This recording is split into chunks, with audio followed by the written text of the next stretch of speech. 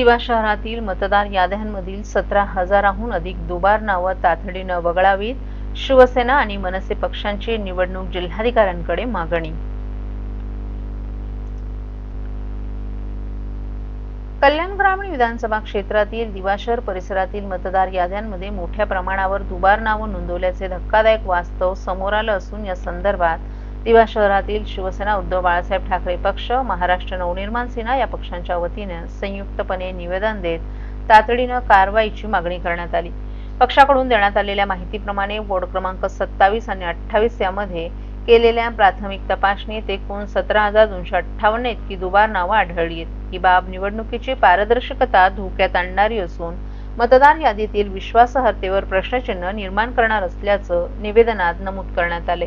या प्रकरणाची सखोल चौकशी करून सर्व दुबार नावं तात्काळ मतदार याद्यांमधून वगळावीत, तसंच सुधारित यादी सार्वजनिकपणे उपलब्ध करून द्यावी अशी ठाम मागणी जिल्हा निवडणूक अधिकारी वैशाली माने यांच्याकडे करण्यात आली आहे.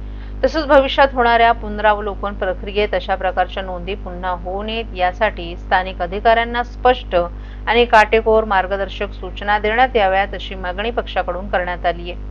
दिवा शहरातील मतदार याद्यांवरून उद्भवलेल्या गंभीर प्रकरणावर प्रशासनाने तातडीने निर्णय घेऊन कायदेशीर कार्यवाही करावी अशी अपेक्षाही संयुक्त निवेदनातून व्यक्त करण्यात आली आहे. यावेळी निवेदन देताना शिवसेना उद्धव बाळासाहेब ठाकरे पक्षाचे कल्याण ग्रामीण विधानसभेचे प्रमुख ॲडव्होकेट रोहिदास मुंडे आणि विधानसभेच्या संघटिका योगिता नाईक, मनसे दिवा शहराध्यक्ष तुषार पाटील, शिवसेना उद्धव बाळासाहेब ठाकरे पक्षाचे शहर प्रमुख सचिन पाटील, उपशहर प्रमुख मारुती पडळकर, नागेश पवार आदीही उपस्थित होते.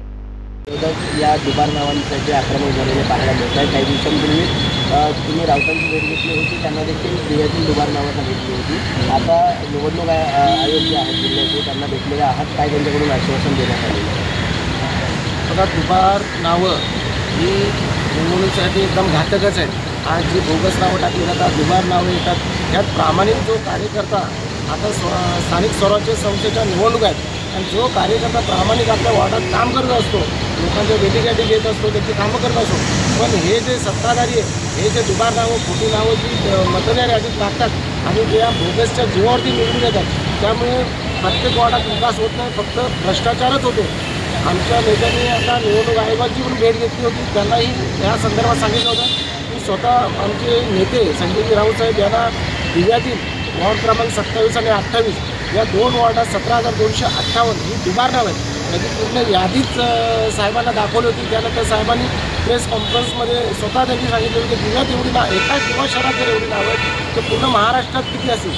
या अशा दुबार नावा, बोगस नावामुळेच ही सत्ताधारी पक्ष ही सत्तेत आलेली आहे. नाहीतर अशी इमानदारीत जर त्यांनी निवडणुका घेतली, बॅलेट पेपरवर जर निवडणुका घेतला तर हे सत्ताधारी कधीच निवडून येणार हे यांना माहिती आहे.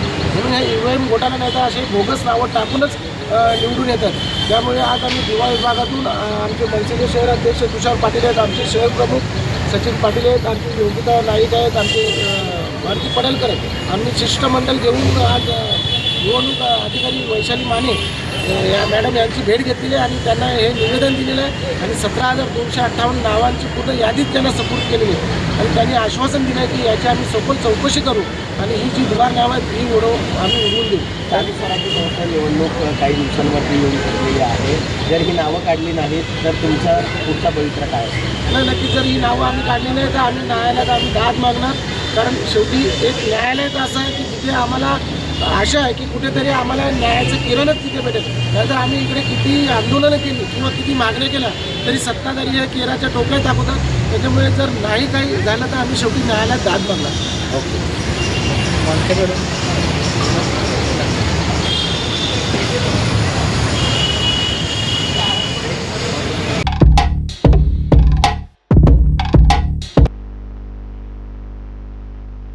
जिल्हा सामान्य रुग्णालयात फिजिओथेरपी विभागात 50% रुग्ण मानदुखी आणि कंबरदुखीचे. आजच्या डिजिटल युगात मोबाईल आणि लॅपटॉप शिवाय जीवनच अशक्य झाले. परंतु या स्क्रीनच्या व्यसनाची मोठी किंमत आता शरीर मोजत आहे.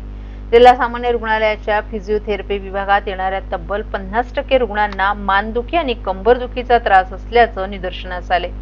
चुकीची आसनशैली, सतत बसून काम करण्याची पद्धत, शारीरिक हालचालींचा अभाव आणि लठ्ठपणा या कारणांमुळे कण्यावर ताण येतो आणि त्रास अधिक गंभीर होत जातो. तासनतास संगणक अथवा मोबाईलच्या स्क्रीनकडे पाहत राहिल्यानं मान आणि पाठीच्या स्नायूंवर ताण येतो. परिणामी मानेत वेदना, चक्कर येणं, हातात मुंग्या येणं, अशक्तपणा तर काही प्रकरणात पकड कमी होण्याची लक्षणं दिसतात.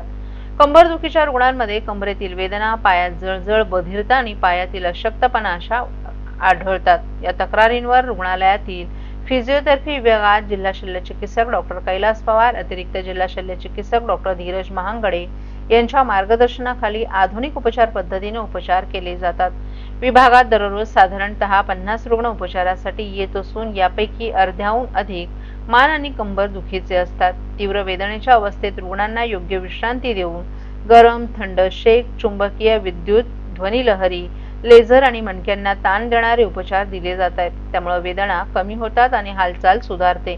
त्यानंतर कण्याला आधार देणाऱ्या कोअर स्नायूंची ताकद वाढवण्यासाठी विशेष व्यायाम आणि थेरपींचा वापर केला जातो. हे उपचार नियमितपणे घेतल्यास वेदना परत येत नाहीत आणि शस्त्रक्रियेची वेळही टाळता येते.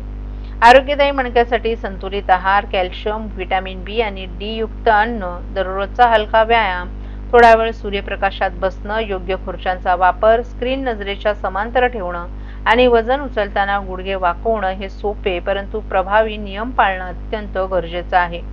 याविषयी अधिक माहिती ठाणे जिल्हा शल्यचिकित्सक डॉक्टर कैलास पवार यांनी प्रसारमाध्यमांशी बोलताना दिली आहे. नमस्कार, मी डॉक्टर कैलास पवार, जिल्हा शल्यचिकित्सक, सिव्हिल सर्जन, सामान्य रुग्णालय ठाणे. मी तुम्हाला ॲडव्हान्समध्ये सगळ्यांना येणारा जो दिवाळीचा आपला मोठा सण आहे, जो आपण जवळपास आठवडाभर सेलिब्रेट करतो, याच्या सगळ्यांना हार्दिक शुभेच्छा. आणि ही दिवाळी तुम्हाला सुखाची, समाधानाची, भरभराटीची आणि आनंदीमय जावं ही ईश्वराचरणी प्रार्थना. कुठलंही सेलिब्रेशन करताना किंवा सण साजरा करताना त्याला लागून काही गोष्टी येतात, त्या गोष्टी थोडंसं काळजी घेणं, त्या टाळणं हे खूप महत्त्वाचं आहे. दिवाळीमध्ये दीपोत्सव आहे, आपण दीप प्रज्वलित करतो, आपण फटाके फोडतो, आपण नाश्ते करतो, फराळ करतो, विविध ठिकाणी भेटतो, एकमेकांना भेटतो, प्रोग्राम्स करतो. ह्या दृष्टीने जरा काही काळजी घेतली तर खूप चांगलं राहील. आतापर्यंत जो अनुभव आहे दिवाळीच्या काळात की जे फटाके, मोठे फटाके किंवा ते सुतळी बॉम्ब वगैरे फोडून बऱ्याच अंशी लोकांच्या डोळ्याला इजा होते, चेहरा भासतो, अंग भासतं कुठेतरी, त्या भातच्या बंदच्या पण मोठ्या केसेस होतात. आवाज जर मोठा असेल तर कानावर त्याचा इफेक्ट होऊ शकतो. जर जास्तच तेजोमय प्रकाश जर असेल तर डोळ्यावर इफेक्ट होऊ शकतो. मल्टिपल कॉजेस जे अंगावर तुमचा त्याच्या दृष्टीने त्याचा त्रास तुम्हाला होऊ शकतो. तो साऊंड असेल, तो फायर असेल, तो आग असेल किंवा ते बाकीचं काही दारूगोळा जे काही असेल त्याच्यामध्ये, तर थोडंसं काळजी घेणे यासाठी महत्त्वाचं आहे. सुरक्षित राहायला पाहिजे आणि त्याच्यापासून सुरक्षित अंतर पण ठेवायला पाहिजे. महत्त्वाचं याच्यामध्ये जो आपण सांगितलं की दिवाळीला फराळ हा प्रकार आपल्याकडे खूप फेमस आहे आणि खूप जास्त प्रमाणात कंझ्युम केला जातो. याच्यामध्ये जवळपास सगळे पदार्थ अतिशय गोड बनवलेले असतात किंवा तळलेले पदार्थ असतात. तर याचा नक्कीच आरोग्यावर त्याचा दुष्परिणाम होतो. जास्त सेवन करण्यामुळे अपचनाचा त्रास होणं, या डायबिटीज वाढणं, ब्लड प्रेशर वाढणं, कोलेस्ट्रॉल लेवल वाढणं, ट्रायग्लिसराईड लेवल वाढणं, ह्या गोष्टी कॉमन होतात. त्याच्यामुळे जर थोडंसं याच्या काळातही ऑब्व्हियसली फराळ एन्जॉय करा. दिवाळीचा सण आहे, आपण मजा करायला पाहिजे, गोडधोड पण एन्जॉय करा.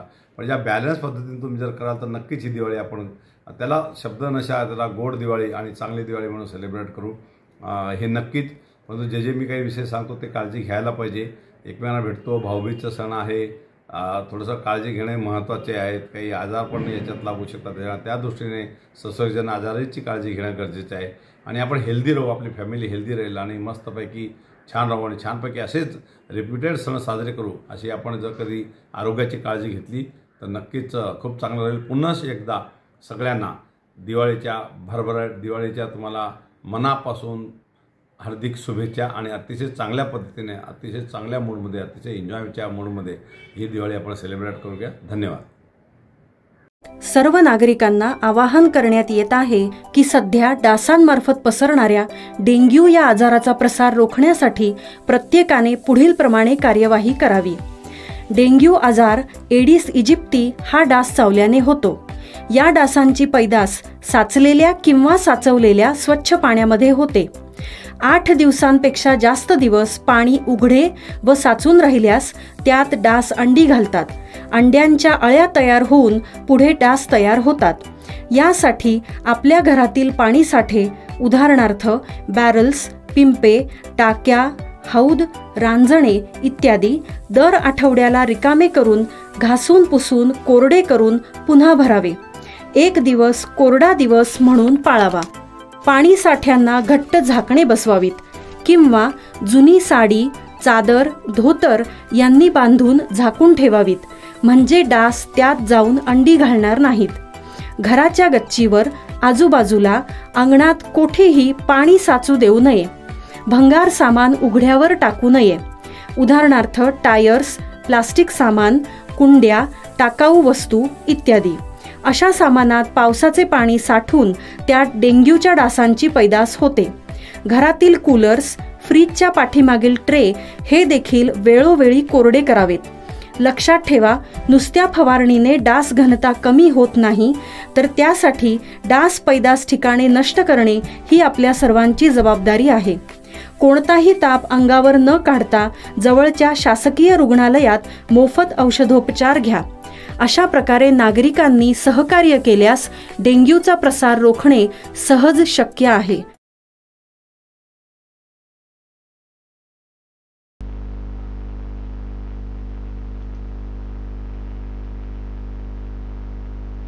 आपला दवाखान्यातील डॉक्टर आणि कर्मचाऱ्यांचा पगार ठाणे महापालिका देणार बँक गॅरंटीतून. आपला दवाखाना चालवण्याची जबाबदारी असलेल्या made on go health private limited कंपनीची सुमारे 2.25 कोटी रुपयांची बँक गॅरंटी तसंच मे महिन्यापासून या कंपनीला देय असलेली रक्कम अशा दोन्ही रकमा ठाणे महानगरपालिकेच्या ताब्यात आहेत. आवश्यकतेनुसार त्या रकमांमधून आपला दवाखान्यासाठी नेमण्यात आलेल्या सर्व वैद्यकीय अधिकारी आणि कर्मचाऱ्यांचा पगार, जागांचे भाडे अदा करण्यात येणार आहे. या संदर्भात महापालिका आयुक्त सौरभ राव यांनी सुस्पष्ट निर्देश दिल्याची माहिती उपायुक्त उमेश बिरारी यांनी दिली आहे. त्याचबरोबर या नागरिकांची गैरसोय होऊ नये यासाठी ठाणे महापालिका क्षेत्रात महापालिकेच्या 33 आरोग्य केंद्रांच्या जोडीनं केंद्र शासनाच्या योजनेतून नागरी आयुष्यमान आरोग्य मंदिरे या योजनेत 43 दवाखाने सुरू करण्यात आले आहेत. तर राज्य शासनाच्या हिंदू हृदय सम्राट बाळासाहेब ठाकरे आपला दवाखाना या योजनेत 12 दवाखाने सुरू करण्यात आले आहेत. नागरी आयुष्यमान आरोग्य मंदिरे या योजनेत आणखीन 25 दवाखाने नोव्हेंबर 2025 अखेरपर्यंत सुरू करण्याचे नियोजन असल्याची माहिती उपायुक्त उमेश बिरारी यांनी दिली आहे. आपला दवाखाना या उपक्रमाबाबत गेले काही दिवस प्रसार माध्यमातून सातत्यानं वृत्त येत आहे. त्यात हा उपक्रम बंद करून कार्यरत डॉक्टर आणि कर्मचाऱ्यांचे पगार थकल्याचा उल्लेख आहे. या संदर्भात महापालिकेच्या आरोग्य विभागानं सोमवारी महापालिका मुख्यालयातील नरेंद्र बळाळ सभागृहात पत्रकार परिषद घेऊन वस्तुस्थिती स्पष्ट केली.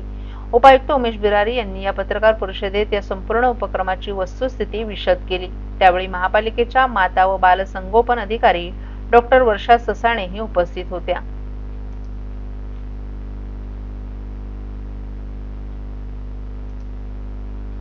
मुख्यमंत्री त्यावेळी होते, एकनाथ शिंदेंनी सुरू केला होता.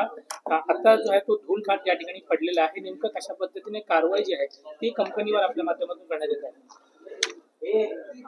महाराष्ट्र राज्याचे तत्कालीन मुख्यमंत्री आदरणीय श्री एकनाथ शिंदे साहेबांनी जी आपला दवाखाना योजना सुरू केली होती ठाणे महानगरपालिकेच्या माध्यमातून, तेच मॉडेल जसंच्या तसं आता महाराष्ट्र शासनाने उचललं असून त्या स्कीमला आता हिंदू हृदय सम्राट बाळासाहेब ठाकरे आपला दवाखाना हे नाव दिलेलं आहे. आणि त्या नावाखाली ही जी योजना आहे संपूर्ण महाराष्ट्रभर राबवण्यात येत आहे. त्याचं पायोनियर आपलं ठाणे शहर आहे, याचा निश्चितच अभिमान सर्वांना असायला हवा. आणि ह्या योजनेच्या माध्यमातून आपल्या ठाणे शहरासाठी एकूण 12 दवाखाने मंजूर झालेले आहेत. आणि ते 12 हिंदू हृदय सम्राट बाळासाहेब ठाकरे आपला दवाखाना आपल्या ठाणे शहरात सुरू देखील झालेले आहेत. त्याचबरोबर केंद्र शासनाच्या माध्यमातून urban health wellness centre UHWC यालाच मराठीमध्ये नागरी आयुष्यमान आरोग्य मंदिर हे 68 मंजूर झालेले आहेत. आणि ते देखील आपल्या ठाणे शहरामध्ये सुरू होत आहेत. त्यापैकी 43 नागरी आयुष्यमान आरोग्य मंदिर ऑलरेडी कार्यरत झालेले आहेत. उर्वरित जे 25 आरोग्य केंद्र आहेत UHWC हे नोव्हेंबर एंड पर्यंत ते देखील सुरू होणार आहेत. तर त्याच्यामुळे आपला दवाखाना स्कीम धुळखात पडली असं जे संबोधन आहे ते चुकीचं ठरणार आहे. 46 आपला दवाखाना जे कॉन्ट्रॅक्टरच्या माध्यमातून राबवण्यात येत होते ते बंद झालेले आहेत. तथापि 80 नवीन दवाखाने ठाणे महानगरामध्ये सुरू होत आहेत.